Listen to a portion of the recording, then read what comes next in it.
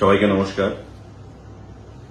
কিছুক্ষণ আগে আমরা দেখতে পেলাম যে আলোর উৎসব দীপাবলিকে কেন্দ্র করে উদয়পুর মাতাবাড়ি স্থিত কিছু এলাকায়, বিশালগড়, আগরতলা বা বিভিন্ন এলাকায় কিছু বড় ফ্ল্যাক্স লাগানো হয়েছে, যার মধ্যে আমাদের 51 শক্তিপীঠের অন্যতম শক্তিপীঠ মাতা ত্রিপুরা সুন্দরী ছবি এবং মন্দিরকে ফ্ল্যাক্সের নিচের অংশে রাখা হয়েছে এবং উপরের অংশে প্রধানমন্ত্রী, মুখ্যমন্ত্রী এবং পর্যটন মন্ত্রী হিসেবে আমার ছবি লাগানো হয়েছে।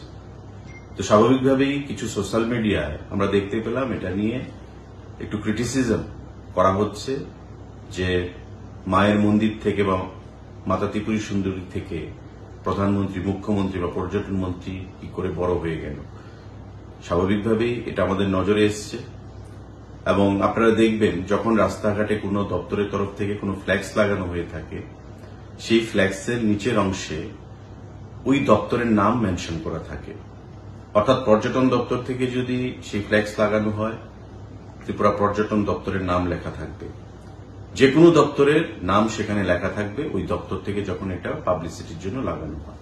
তো এই ফ্ল্যাক্সটাতে দেখবেন কোনো নাম সেখানে লেখা হয়নি, অর্থাৎ পর্যটন দপ্তর থেকে এই ফ্ল্যাক্স লাগানো হয়নি। কারণ পর্যটন দপ্তরের সচিব, পর্যটন দপ্তরের ডাইরেক্টর এবং আমি মন্ত্রী হিসাবে আমরা প্রত্যেকেই জাতীয় সেমিনারে অংশ নিতে বাইরে ছিলাম। আজকে আমরা এসেছি। এই ফ্ল্যাক্স সম্পর্কে কারা এই ফ্ল্যাক্স লাগিয়েছে সেটা আমাদের নজরে বা আমাদের নলেজে এখন পর্যন্ত আসেনি। এখন পর্যন্ত এই ফ্ল্যাক্সের ডিজাইন কি হবে সেটাও কিন্তু এপ্রুভ হয়নি। তাই আমি আহ্বান জানাবো, যেটা আমাদের নজরে এসছে, অফিসারদের সঙ্গে আমাদের কথা হয়েছে, এটা পর্যটন দপ্তর থেকে লাগানো হয়নি। যারাই সেটা লাগিয়েছে তারা পর্যটন দপ্তরকে হয়তোবা কালিমালিপ্ত করার জন্য লাগিয়েছে বা কোনো ইস্যু তৈরি করার জন্য সেটা লাগিয়েছে।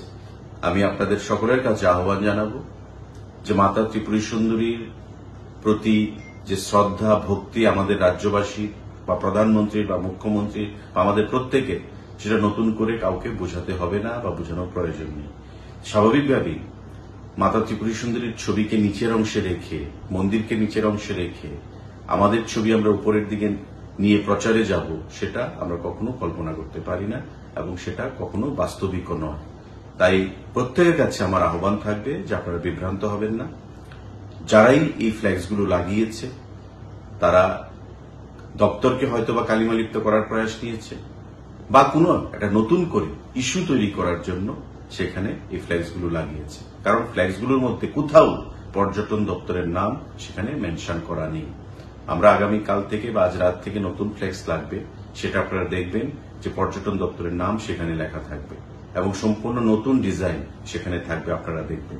কিন্তু এই যে ডিজাইন বা এই যে নাম, এই ছবি যেটা যারা লাগিয়েছে তারা একটা ঘৃণ্য চক্রান্ত তারা করেছে বলে আমি মনে করি।